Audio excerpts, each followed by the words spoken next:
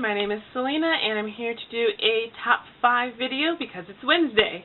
And this week's top 5 is top 5 quotes from books. So I basically am not a recorder of quotes. I know some people like to write down quotes in notebooks or whatnot. I like to annotate in my books and underline, but then sometimes when I'm reading I just don't have a pen handy, so I don't, or when I'm not sitting down. So basically what I did was went to my favorite books and I just kind of thumbed through them, and if I underlined something, it went on my list for potential quotes to go in this video. So that's kind of how I got these quotes. Not to say that they're subpar to anything else, but that's just my process.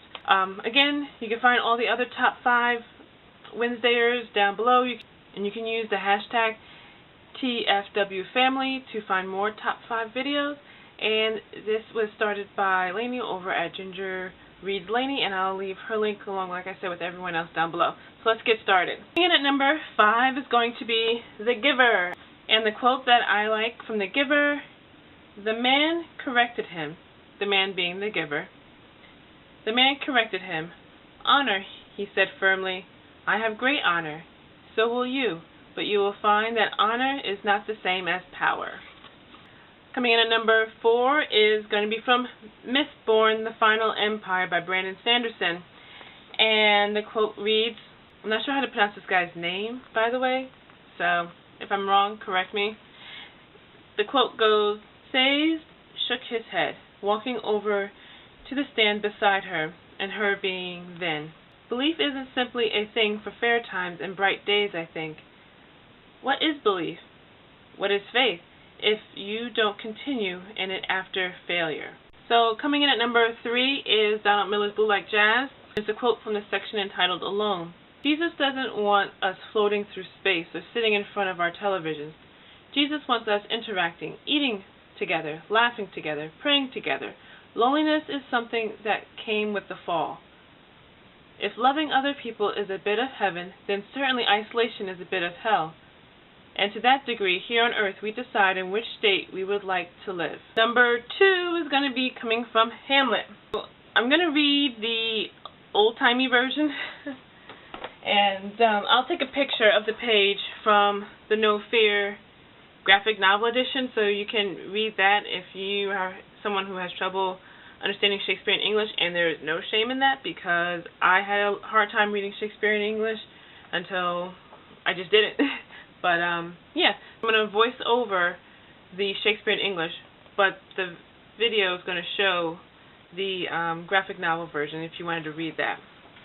"I have of late, but wherefore I know not, lost all my mirth, foregone all custom of exercise, and indeed it goes so heavily with my disposition that this goodly frame, the earth, seems to me a sterile promontory, this most excellent canopy, the air, look you, this brave over-erring firmament, this majestical roof fretted with golden fire, why, it appears no other thing to me than a foul and pestilent congregation of vapors. What a piece of work is a man! How noble in reason, how infinite in faculty, in form and in moving, how express and admirable, in action how like an angel, in apprehension how like a god, the beauty of the world, a paragon of animals, and yet to me, what is this quintessence of dust? Man delights me not. No, nor women neither, though by your smiling you seem to say so." The last one, number 1, is going to be from Jane Austen's Persuasion, and it's a quote also you can find if you've ever watched the movie, or if you're ever going to watch the movie The Lake House with Keanu Reeves and Sandra Bullock. She reads this quote too. It's one of my favorites. It's from chapter 8. "With the exception perhaps of Admiral and Mrs. Croft, who seem particularly attached and happy, and could allow no other exception even among the married couples, there could have been no two hearts so open, no taste so similar, no feelings so in unison, no countenance so beloved, now that were as strangers, nay, worse than strangers, for they could never become acquainted. It was a perpetual estrangement." And I like that quote because it just kind of really shows Anne's frustration with her situation with Captain Wentworth, and how while he's right there in the same room with him, in the same town with him, intermingling with the same people, she feels like she's a world away from him and doesn't feel like she can get any closer to him like they were 8 years ago. And so there you go. Those are my top 5 quotes.